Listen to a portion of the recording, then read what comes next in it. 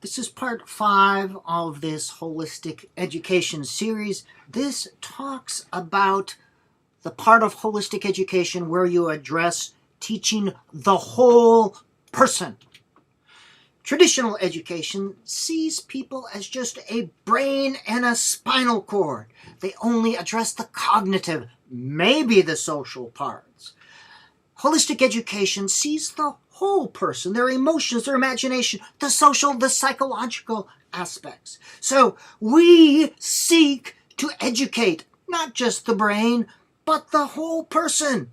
The intuitive, creative part, the imaginative, the social part, to help the individual child reach his or her full potential in all areas, not just the cognitive area. Whole. And what is it that makes us human, wholly human? It is all these things.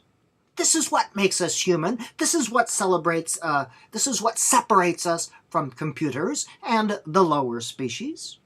And I ask unto you, how many of these areas are addressed in public education? Maybe that one. Maybe that one.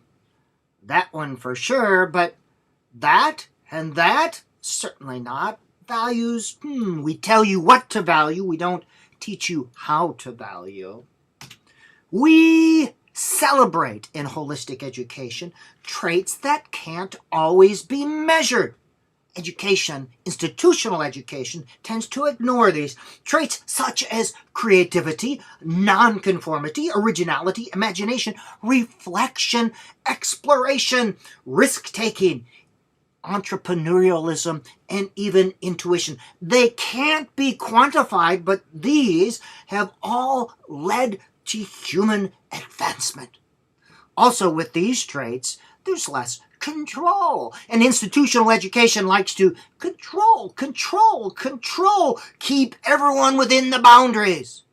Institutional education tends to reward conformity, tends to reward remembering, replicating, pushing bits of information around, and burping it up. That's what institutional education rewards. And those aren't traits that give you success in the real world. They'll help you become a worker bee who follows orders, but we need creative, innovative problem solvers if we are going to continue to progress. Human beings are not in a static state. We are in a state of being. We are not empty vessels to be filled up with predetermined bodies of knowledge. We are not circus seals to be trained to perform certain academic skills on command. We are thinking, feeling, emoting, creating, intuiting beings that use these traits of being to act upon the world. Holistic education also includes some dimensions. Now, this is where it gets a little more esoteric, but the transcendent part of self, the part of self that goes beyond the physical world. The self, in terms of the psyche, is the organizing principle that organizes the conscious and unconscious. In holistic education, some people also say this self, this organizing principle within the psyche, and you like the visual aid here? Yep, did that myself. Some people say this self, some call it soul, Wa, Atman, Buddha nature, whatever, if you want to get into that spiritual realm, connects to something greater than the individual person, something outside of self. This is the transcendent part of holistic education. Not everyone is comfortable with this aspect. Not everyone has to go there. But I want you to have an idea of what holistic education is or might be. There are 3 aspects of consciousness. Ego consciousness is that which we are aware of.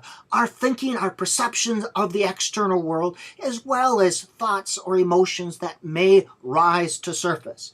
But we are aware of it.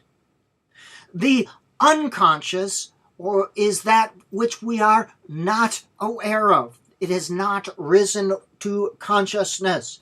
Sometimes that includes the self, consciousness of the self, that organizing part of the psyche. That's part of us that's connected to something outside of ourselves. And the last part, and this is a Jungian idea, is this universal consciousness, that part of us that is connected to something greater, connected to some psychic cyberspace, if you want to use that metaphor. But three aspects of consciousness.